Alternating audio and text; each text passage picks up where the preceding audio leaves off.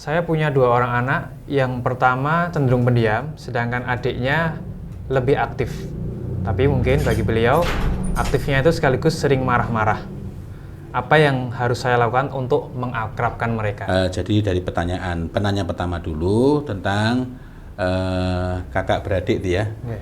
yang adiknya Kakaknya pendiam, adiknya lebih. lebih ekspresif gitu. Bukan suka marah-marah ya, tapi lebih ekspresif.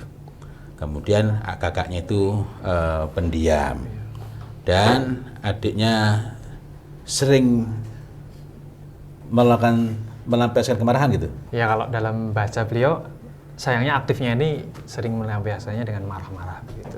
Ya, sebenarnya tidak bisa seketika langsung diakrabkan. Selain bahwa pendiam itu berbeda dengan menarik diri, dan ini pula yang nanti perlu ditelusuri. Ini anak pendiam atau anak ini ya daripada ngomong sama saudara sama adik yang nggak nyambung gitu ya. Atau bahkan boleh jadi anak itu pendiam bukan karena adiknya, melainkan karena kita misalnya. Itu yang perlu kita telusuri, karena ada kalanya anak itu memilih diam karena ya sudah daripada nanti malah kena marah. Saya ingatkan lagi. Jadi ketika ada anak yang cenderung lebih mudah melampiaskan emosi, bukan mengungkapkan emosi, maka kita bantu anak untuk memahami emosinya. Kamu tadi lagi ngapain? Gitu ya. Ini sangat penting. Saya jadi teringat. Dulu ada orang mengatakan, dan itu banyak, bahwa anak itu kalau nangis berarti dia ngantuk. Awalnya saya juga percaya. Sehingga ketika anak pertama saya nangis saja, anak kedua tuh nangis saja, oh berarti ngantuk. Padahal tidur setelah nangis yang lama itu memang merupakan hal yang lumrah. Tetapi tidur karena capek nangis itu nggak lama. Habis itu segera bangun lagi. Cuma pertanyaannya, kenapa sih kok dia sampai nangis gitu? Oh, dia tidak tahu apa yang saya lakukan. Karena itu kita perlu membantu dia mengungkapkan, bukan melampiaskan. Mengkomunikasikan emosinya. Kamu ada apa? Coba kamu tenang dulu. Enggak mau. Macam-macam. Coba, yang kamu nggak mau apa? Nggak mau. Kamu nggak mau. Jadi, kamu nggak mau apa-apa? Nggak mau. Oke. Jadi kalau nanti misalnya kita keluar bareng-bareng, kamu nggak mau. Aku mau. Nah, makanya coba sampaikan dengan baik. Kita juga perlu kenalkan akibat-akibat, perlu kenalkan resiko-resiko.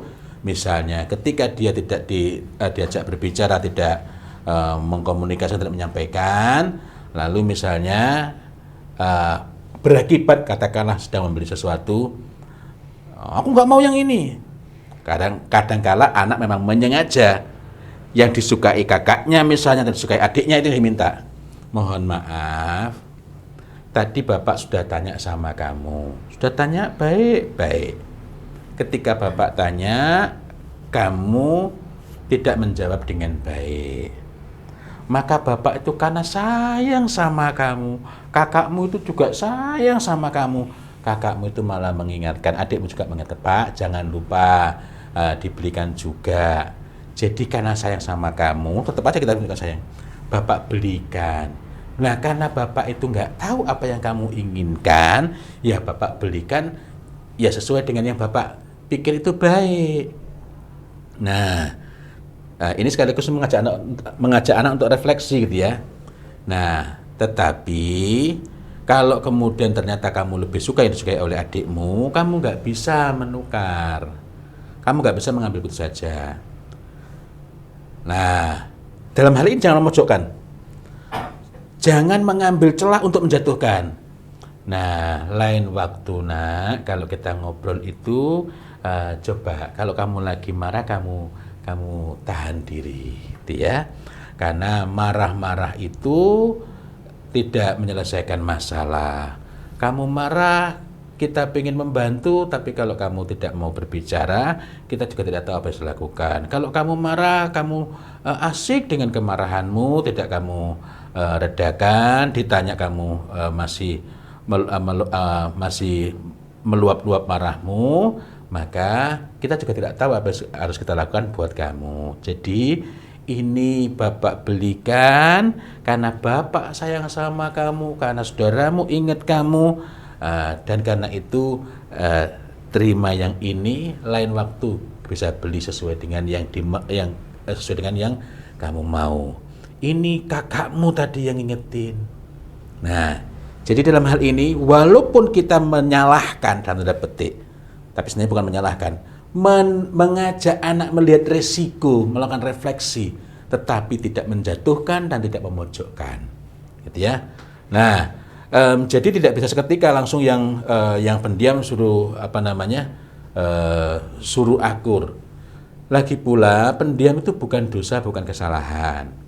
Tetapi ketika anak pendiam memang perlu kita ajak bincang. Dia itu menarik diri. Kalau menarik diri itu gini, dengan saudaranya nggak mau bicara. Tapi kalau udah ketemu temennya, gayanya bukan main, temennya siapa saja.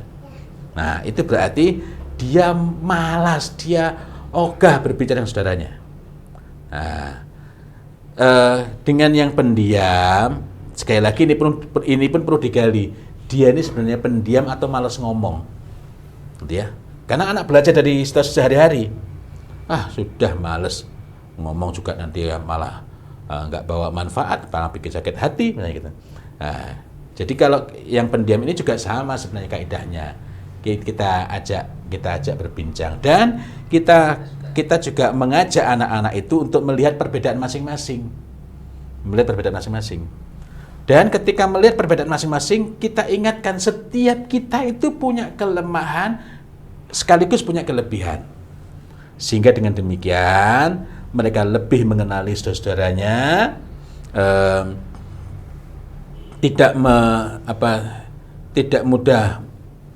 tidak saling mengolok di antara mereka, dan mereka dapat menjaga perasaan satu sama lain. Itu untuk pertanyaan pertama. Jadi memang kita yang perlu untuk perlu untuk mendampingi mereka, dan sekaligus perlu menyadari bahwa perubahan itu perlu proses, gitu ya.